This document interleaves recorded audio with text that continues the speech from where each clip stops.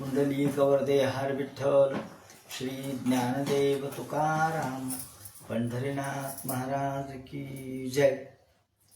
हे असो वनिता आपुली कुरूप जरी जाहली तरी भोगिता तेच भली जिया परी। तेवी आवडे तैसा साकड आचरता जरी दुवाड तरी स्वधर्मीच सुरवाड परत्रीचा। श्री संत ज्ञानेश्वर माऊली तिसऱ्या अध्यायामध्ये कर्म आणि धर्म या अनुषंगाने चिंतन करताना स्वकर्म आणि स्वधर्म याला कालोचित महत्त्व देताना दिसतात। कोणत्या वेळेला काय कर्म करावं आणि कोणता धर्म हा आपणासाठी उचित आहे आणि कोणता अनुचित आहे या संबंधीचं चिंतन श्रीकृष्णाच्या तोंडून पार्थाला सांगत असताना संत ज्ञानेश्वर माऊली म्हणतात, उदाहरण देताना म्हणतात की हे अर्जुना, आपला स्वधर्म हाच आपण परिपालित केला पाहिजे। इतरांचा धर्म कितीही जरी आपल्याला आवडला तरी सुद्धा तो आपण परिपालित करू नये, कारण त्या काळातील कौटुंबिक संदर्भात उदाहरण दिलेलं आहे। हे असो वनिता आपुली कुरूप जरी जाहली तरी भोगिता तेच भली जिया परी। जर कुटुंब व्यवस्था सांसारिक आपल्याला प्रापंचिक अशा प्रकारच्या सुखाची अपेक्षा असेल तर आपण ज्या स्त्री बरोबर आपण विवाह केलेला आहे त्याच स्त्रीशी संसार करणं उचित आहे। हे उदाहरण माऊली यासाठी देतात की माणसाचं मन हे अनेकदा भ्रमरशील वृत्तीचं असतं आणि त्यामुळे तो इतर स्त्रियांच्याही नादी लागू शकतो आणि अनेक पुरुषांना अनेक स्त्रिया करण्याचा मोहही होतो। त्याला आपण वेगवेगळे शब्द या ठिकाणी वापरतो आणि मग अशा प्रकारची स्त्री ही आपल्याला घातक ठरू शकते।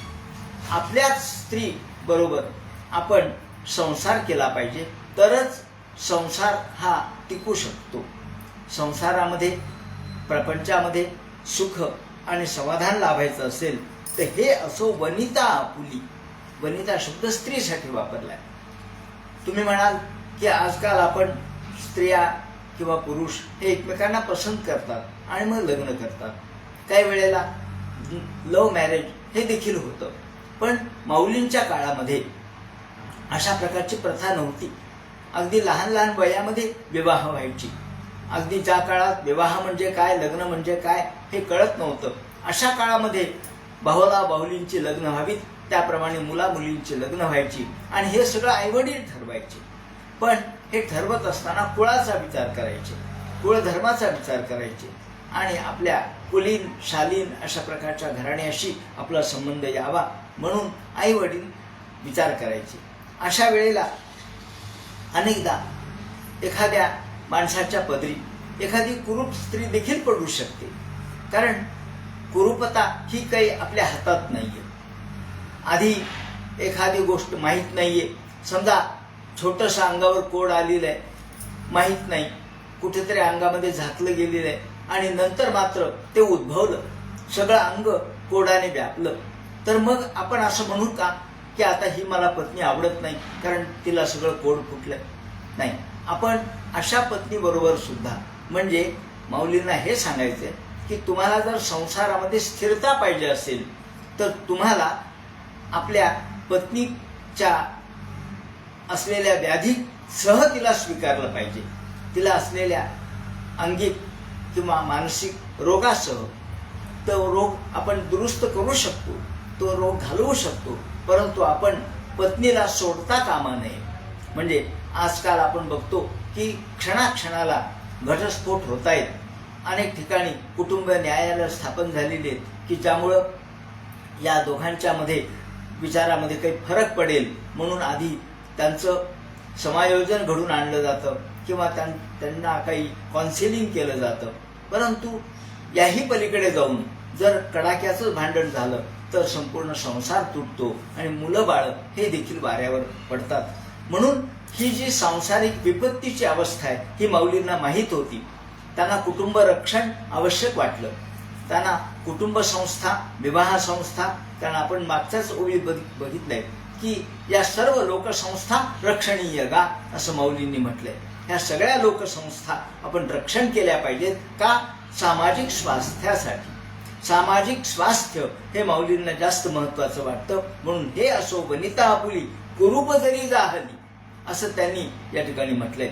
तरी ती जरी कुरूप असली तरी तिच्याच बरोबर संसार केला पाहिजे. तेवी त्याप्रमाणे, कारण आपण जुन्या काळामध्ये म्हणी अशा पडलेल्या आहेत किंवा जुन्या काळामधला एक संदर्भ असा आहे की आपण पूर्व दत्तेषु या विद्या, पूर्व दत्तेषु यत् धनम आणि पूर्व पुण्येषु या भार्या अग्रे धावती धावती. तुमच्या नशिबामध्ये जी स्त्री लिहिलेली असेल ती स्त्री तुम्हाला प्राप्त होत असते. अशा प्रकारचा आपला दैववाद आहे.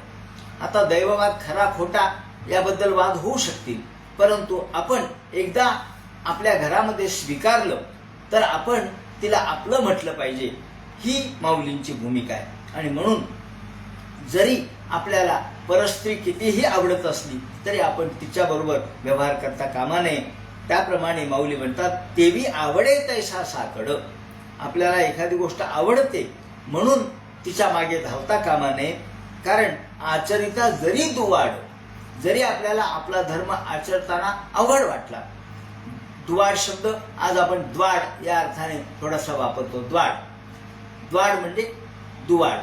दुवाड म्हणजे थोडासा अवघड किंवा आचरण करायला कठीण किंवा दोषास्पद असंही म्हणा. तेव्हा जरी आपल्याला आपला धर्म हा आवडला नाही, तो दुवाड वाटला, तरी स्वधर्मीची सुरवाड परत्रीचा. पण परत्र म्हणजे परमार्थ, परत्र म्हणजे स्वर्ग, परत्र म्हणजे आपल्या नंतरचं जीवन, मरणानंतरचं जीवन. हा जो स्वर्ग आपल्याला प्राप्त करायचा आहे तो सहजीवनातूनच प्राप्त करायचा असल्यामुळे आपण स्वधर्माचाच विचार केला पाहिजे. सुरवाड, तरी स्वधर्मीची सुरवाड. सुरवाड शब्द सुद्धा माऊली अनेक ठिकाणी वापरतात. अनेकदा सुरवाडही कोणी म्हणतात, कोणी सुखाडही म्हणतात, पण ते सुरवाड बरोबर आहे. सुखची सुरवाडी जे सुखा माझी असं एका ठिकाणी म्हटलंय. सुखची सुखाडी जे सुखा माझी किंवा सुखची सुरवाडी जे सुखा माझी. तेव्हा सुखातून सुखाचंच उत्पत्ती झाली पाहिजे. सुखाचाच आनंदाचाच ठेवा आपल्याला गवसला पाहिजे. म्हणून तरी स्वधर्मीच सुरवाड परत्रीचा हा गा. आता या ठिकाणी आणखी एक उदाहरण दिलेलं आहे ते आरोग्याच्या संदर्भातलं. साखर आणि दूध हे वाईट कोण म्हणेल? हा गा साखर आणि दूध हे गौल्ये कीर प्रसिद्ध. आपण म्हणतो ना, अहो एखादी गोष्ट चांगली घडली तर आपण ती दुधात साखर म्हणतो. वा वा, आता तर काय दुधात साखर. मग दुधात साखर म्हणजे विशेष चांगली गोष्ट. दूध तर चांगलंच आहे. दूध तर घेणं हे आपल्याला पुष्टिकारकच आहे, बलकारकच आहे, बल्यच आहे. पण त्याच्यात साखर घातली तर मग अधिक चवदार होईल. म्हणून दुधात साखर हे तर चांगलंच आहे. पण एखाद्याला कृमी झाल्यात पोटामध्ये, माऊलीने उदाहरण दिले की एखाद्याला पोटामध्ये जंत झालेत, कृमी झाल्यात, मग त्याने साखर खावी का?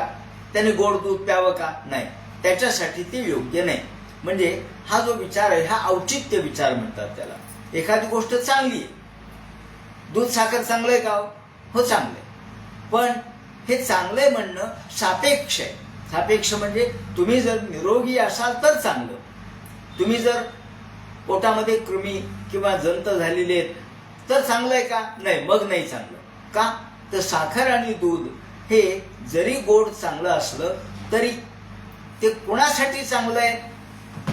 ज्याच्या पोटात कृमी झाल्या त्याच्यासाठी चांगलं नाही. म्हणजे प्रत्येक शब्द, प्रत्येक विधान हे सापेक्ष असतं. याला सापेक्षतावाद म्हणतात. जो आज आपण आईन्स्टाईनने सापेक्षतावाद मांडला तोच सिद्धांत माऊलींनी सहजच आपल्या बोलण्यातून प्रगट केलेला आहे. म्हणजे सापेक्षतावाद काही आजच निर्माण झालाय असं नाही किंवा आईन्स्टाईनच्याच काळात निर्माण झालाय असं नाही. त्याच्याही पूर्वी माऊलींनी सापेक्षतावादाची उदाहरणं दिलेली आहेत.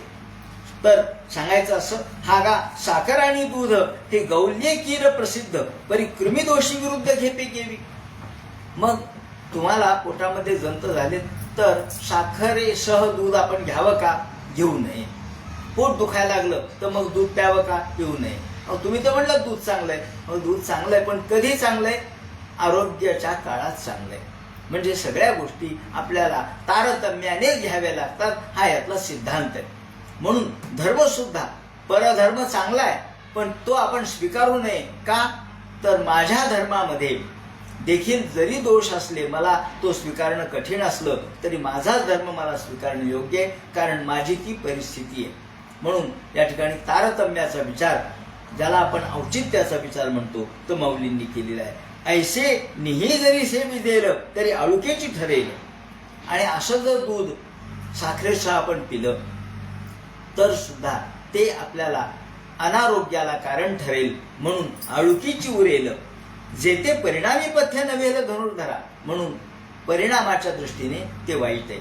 म्हणून यत तदग्रे मृतमिव परिणामी विशोपमम, असं सुद्धा गीतेमध्ये एका ठिकाणी म्हटलंय की सुरुवातीला जरी गोड वाटलं, या तदग्रे अमृतमिव, सुरुवातीला अग्रे प्राथमिक अवस्थेत, सुरुवातीला प्राथमिक विचारामध्ये जरी प्रथमतः आपल्याला ते गोड वाटलं तरी ते परिणामाचा विचार आपण केला पाहिजे.